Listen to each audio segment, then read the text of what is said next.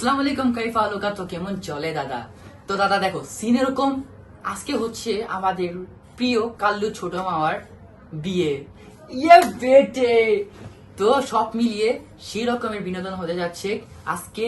এত বছরের এত সাধনার অপেক্ষার পর অবশেষে সেই দিন সেই মুহূর্ত এসে পড়লো। আর আজকে আমরা আমাদের পরিবারের নতুন সদস্য অর্থাৎ মামিকে আমরা বাসায় নিয়ে আসবো। তো পুরো এখান থেকে যাওয়া থেকে সেন্টারে আগে পর্যন্ত সবকিছু আপনাদের দেখানো হবে। তো দাদা বেশি দেরি না করে চলেন আমরা মামার বিয়ের ভিডিও শুরু করা যাক। তো শুরু করা যাক। আমাদের সকালে সেন্টারে পৌঁছানোর কথা ছিল ঠিক রাত 9 ঘটিকায়, আর আমরা 9টা 1 ঘটিকা সেন্টারে অবস্থান করার পরও যখন জামাইবাবু কোনো খোঁজ খবর নাই, তখন এই শোকে আমরা আধা ঘন্টা সেন্টার ফ্রেশ চাপাই এবং আধা ঘন্টার পর অবশেষে কাল্লু মামা থুকু জামাই সেন্টারে আগমন করে। আর মামার আগমন কোনো সম্রাট আকবর, কোনো রাজা বাদশার আগমন থেকে কোনো কম হয় না। তাকে ফুল দিয়ে বরণ করা হয়, সবাই তার সাথে ছবি তুলে কলাকলি করে ঈদের খুশিতে। ভাগ্যিস ছোটো মামা সেদিন সার্ফ এক্সেল দিয়ে গোসল করছিল, না হয় সবাই পচা গন্ধে সেখানে অজ্ঞান হয়ে যেত। আর এক পাশে যখন মামা সবাই সাথে ছবি তুলতে ব্যস্ত, অন্যদিকে মামিকে তো সবাই মহিলারা ঘিরে নিচ্ছে, সিটের ওখানে দিকে সবাই ব্যস্ত।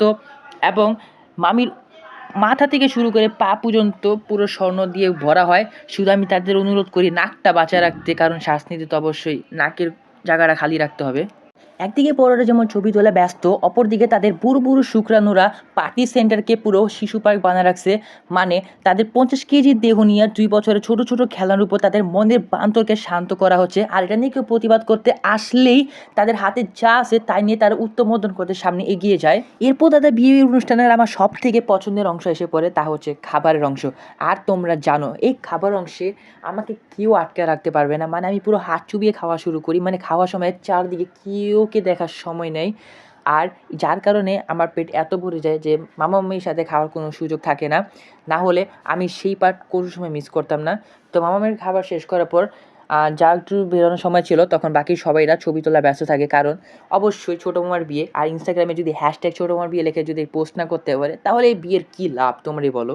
এখন দাদা আমরা বিয়ে সবচেয়ে শেষ দিকে এসে পড়ছি, যা হচ্ছে সব থেকে কষ্ট এবং বেদনাদায়ক একটি অংশ, যেখানে সবার চোখে থাকে নোনতা পানি এবং একটি গান সব জায়গায় বাসে থাকে, তা হচ্ছে बन्नो रे बन्नो मेरी चली ससुराल को, आँखों में वाटर आ गई, ओ बन्नो रे आँखों में वाटर आ गई।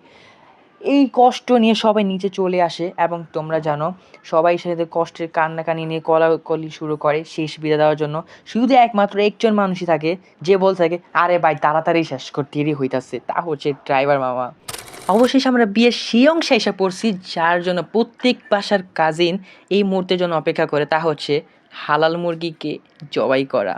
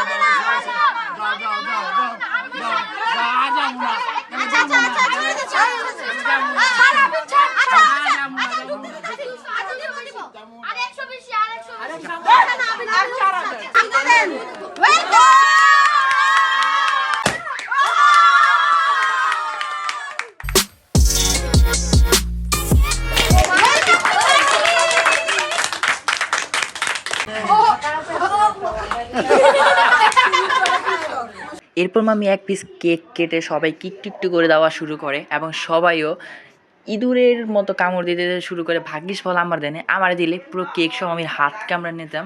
এই ভয় না দেওয়ার কারণে আমি বাধ্য হই আমার পছন্দের পার্ট চকলেটটা নিয়ে একা একা খাওয়া শুরু করি এবং বাকি আন্টিদেরও দেওয়া শুরু হয়। কতগুলো আন্টি ডায়াবেটিস ছিল, কিন্তু বলে দূর তো ডায়াবেটিস, আগে কেক খায় আনে, ফ্রি কেক কি আর ছাড়া যায় বলেন।